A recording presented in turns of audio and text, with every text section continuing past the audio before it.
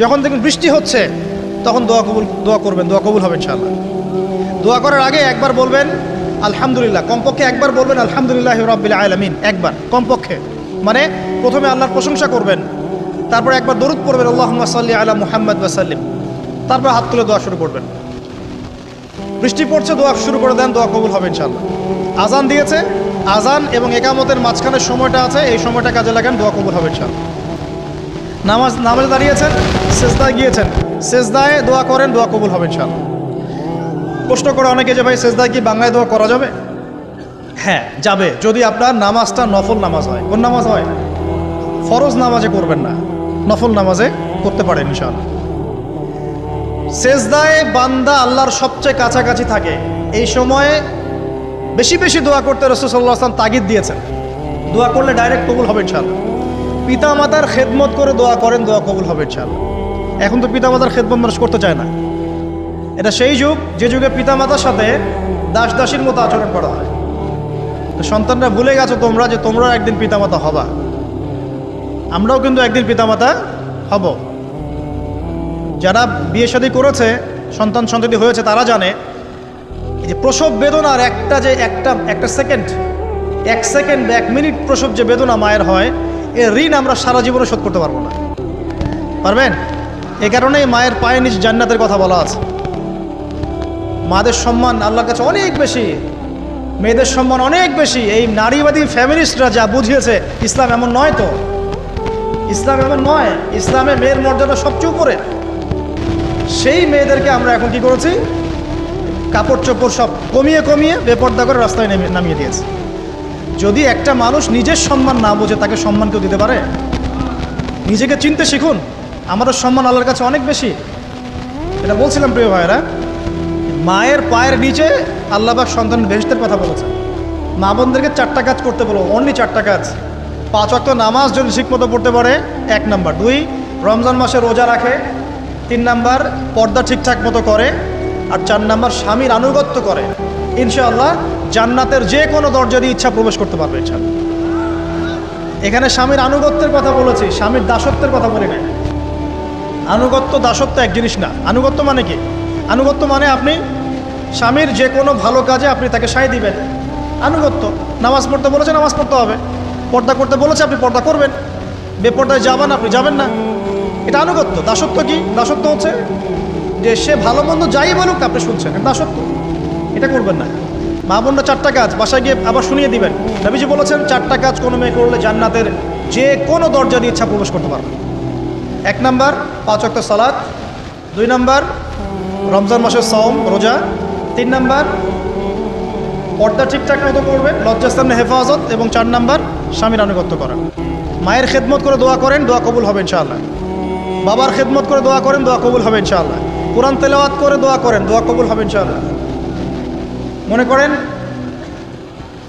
শেষ রাতে উঠেছেন, মানে শেষ রাত বলতে বোঝাচ্ছি এই ধরেন যে 2টার পর থেকে, এখন 2টা 2:30টার পর থেকে নিয়ে ফজর পর্যন্ত শেষ রাতে উঠেছেন। এই সময় আপনি যা দোয়া করবেন ইনশাআল্লাহ কবুল হবে। হ্যাঁ, বলতে বাধ্য হচ্ছি, এখনকার তরুণ সমাজ ওই 2টা 2:30টার দিকে ওই যে কার কার খেলা থাকে, ওই খেলাগুলো দেখার জন্য ওঠে, তাহাজ্জুদ পড়ার জন্য উঠতে পারে না। অথচ আল্লাহ পাক বলছেন কি, যে শেষ রাতে আল্লাহ পাক প্রথম আসমানে নেমে আসেন এবং আহ্বান করেন, কে আছো আমার কাছে কিছু চাইবে আমি দিব, কে আছো আমার কাছে রিজিক চাইবে দিব, কে আছো আমাকে ডাকবে আমি তোমার ডাকে সাড়া দিব, কে আছো আমার কাছে ক্ষমা চাইবে আমি তোকে ক্ষমা করে দিব। প্রিয় যুবক ভাইরা, আল্লাহকে মূল্যায়ন করতে শিখুন। এই সময়গুলোতে দোয়া করলে ইনশাআল্লাহ তাআলা আপনার দোয়া কবুল হবে ইনশাআল্লাহ। সবচেয়ে ইম্পর্টেন্ট হচ্ছে একটা, যেটা আমরা প্রত্যেক দিন পড়ি, প্রায় 17 রাকাত নামাজ পড়ি আমরা, ফরজ নামাজ। শুধু ফরজ নামাজের কথাই বলছি। এখানে আপনি 34টা সেজদা করেন। 17 রাকাত ফরজ, 34টা সেজদা করেন। প্রত্যেক সেজদায় যদি একটা করে দোয়া করতে পারেন ইনশাআল্লাহ আল্লাহ আপনার দোয়া কবুল। দোয়া কবুল করার কিছু জায়গা বলে দিলাম, বেশি বেশি দোয়া করতে হবে। আমরা উম্মার অবস্থাগুলোকে বুঝতে শিখব। এখানে এই 3 ব্যক্তি, এটা বলে আমি শেষের দিকে যাচ্ছি, একটু ধৈর্য ধরেন। এই 3 ব্যক্তি পড়ে গেছে গুহার মধ্যে। আমি বলছিলাম জেনা ছেড়ে দিলে তোমার দোয়া আল্লাহ পাক ডাইরেক্ট কবুল করবে ইনশাআল্লাহ। কীভাবে? এই দলিল দিচ্ছিলাম যে তারা বলছে আমাদের তো কোনো আমাদের নেক আমল যা আছে এটা দিয়ে দোয়া করতে হবে, কোনো অপশন তো নাই বের হওয়ার। একজন বলছে যে আল্লাহ আমি আমার পিতা মাতার খেদমত করতাম, মাকে দুধ পান না করিয়ে কখনো দুধ পান করি নাই, আল্লাহ এই কাজটা যদি তোমার কাছে ভালো লেগে থাকে আজকে আমাকে এই বিপদ থেকে উদ্ধার করো। এই দোয়া করার সাথে সাথেই এই গুহা থেকে পাথরটা একটু সরে গেল এভাবে। আর জড়বস্তু আল্লাহ পাকের হুকুম মানে, আল্লাহ পাকের হুকুম মানে না খালি দুইটা শ্রেণীর মানুষ, এক হচ্ছে মানুষ আর একটা জিনজাত। এই পুরো প্রকৃতি আল্লাহ পাকের হুকুম মেনে চলে। আর জড় বলতে আসলে কিছু নাই, যদি আমি বোঝানোর জন্য জড় বলেছি, আল্লাহ পাকের হুকুমে সব কিছু জীবন্ত।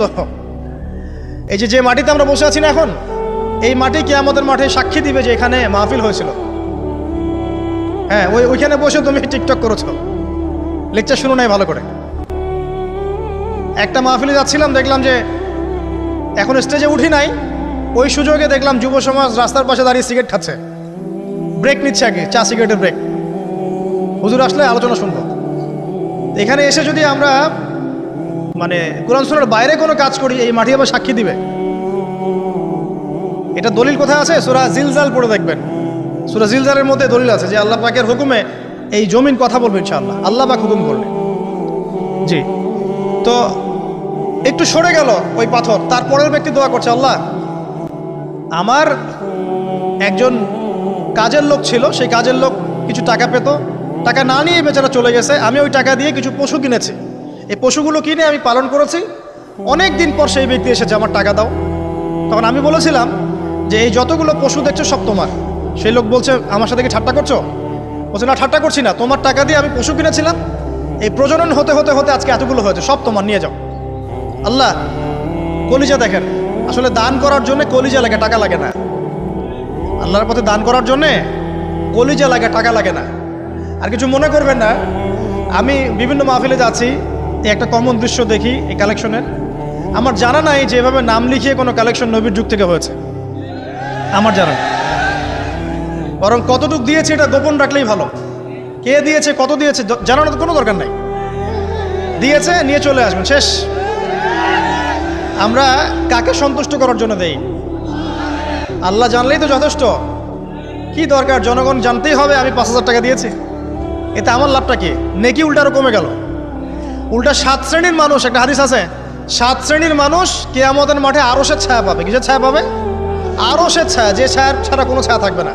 ওর মধ্যে এক শ্রেণী হচ্ছে ওই ব্যক্তি যে এত গোপনে দান করে, তার বাম হাত জানে না ডান হাত কি দান করছে। এই ব্যক্তি আরশের ছায়া পাবে ইনশাআল্লাহ। তো দুনিয়া যদি উদ্দেশ্য থাকে, নাম প্রকাশ করা, জাহির করার উদ্দেশ্য থাকে, বা যদি এমন হয় যে এখানে লৌকিকতা উদ্দেশ্য থাকে, নেকি নষ্ট হয়ে যেতে পারে, সুযোগ আছে, চান্স আছে। তো এই ট্রেডিশনগুলো বন্ধ করলে মনে হয় ভালো হয়। এটা আমার পরামর্শ, বাকি এটা বিবেচনা আপনাদের। আর এই ব্যক্তি বলছে আমি এই সব কিছু দান করে দিয়েছি। দেখেন, দান করতে কি লাগে? কলিজা লাগে, টাকা লাগে না কিন্তু। আসলে দান করতে কলিজা লাগে।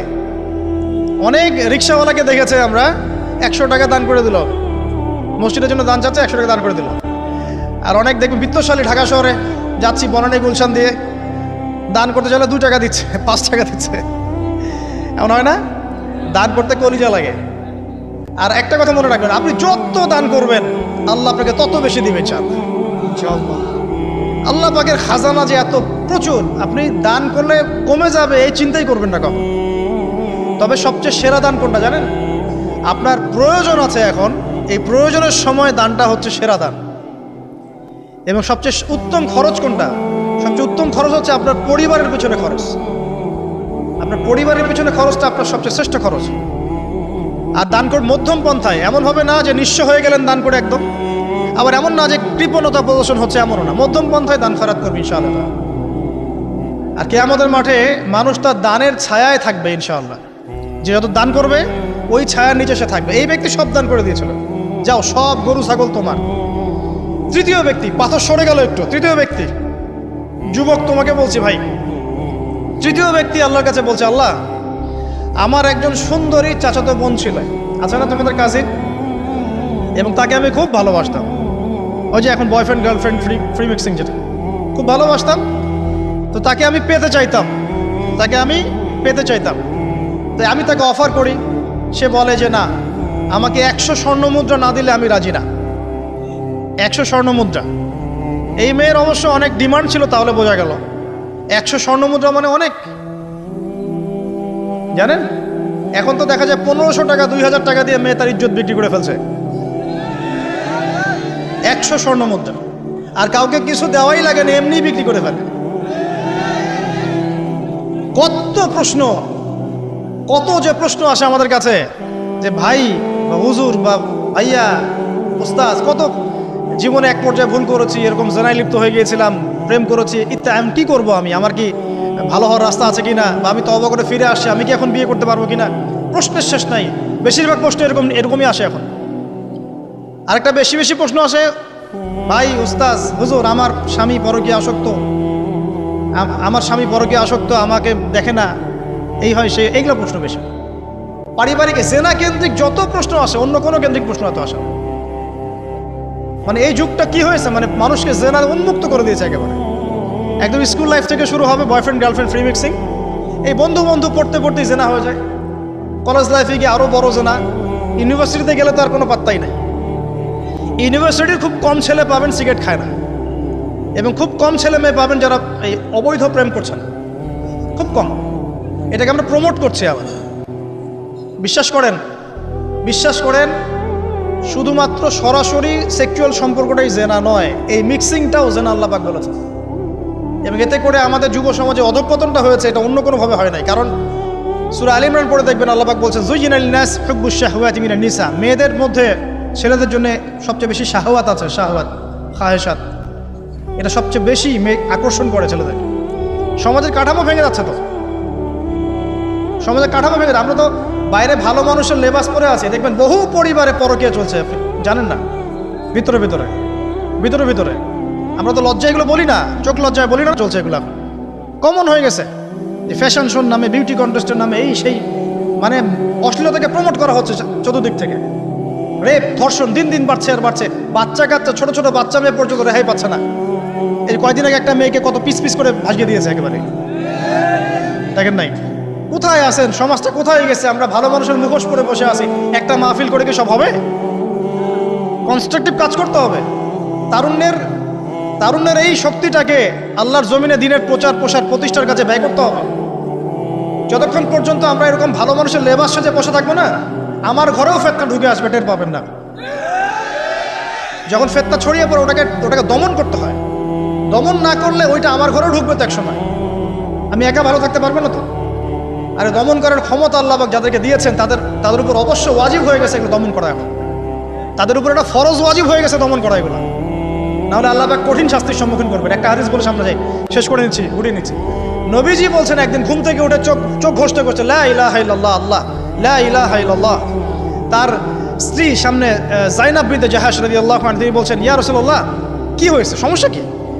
নবীজি বলছেন, ওয়াইলুল লিল আরব, আরবদের জন্য ধ্বংস, আরবদের জন্য ধ্বংস। মিন শাররি কাদ ইখতারাব, কি ভয়ঙ্কর ফিতনা ধেয়ে আসছে। তখন তার স্ত্রী বলছেন, ইয়া রাসূলুল্লাহ, আনুহলিকু ওয়া ফিনা সালিহুন, আমাদের মধ্যে সৎ মানুষ ভালো মানুষ থাকা অবস্থাতেও কি আমরা ধ্বংস হয়ে যাব? নবীজি বলছেন, বালা, অবশ্যই, নাম, হ্যাঁ অবশ্যই ধ্বংস হবে। ইযা কাসরাতুল খাবাস, যখন সমাজের মধ্যে অশ্লীলতাকে ছড়িয়ে পড়া হবে। যখন সমাজের মধ্যে অশ্লীলতা বেহায়াপনা ছড়িয়ে পড়বে, আলেম জালেম সব ধ্বংস হয়ে যাবে। এই সময় এখন আসে নাই? আসে নাই? হারাম, একটা সামান্য একটা হারাম ঠুনকো একটা খেলাকে নিয়ে সারা বিশ্ব কি করতেছে দেখেন নাই? কি পাগল হয়ে গেছে একেবারে।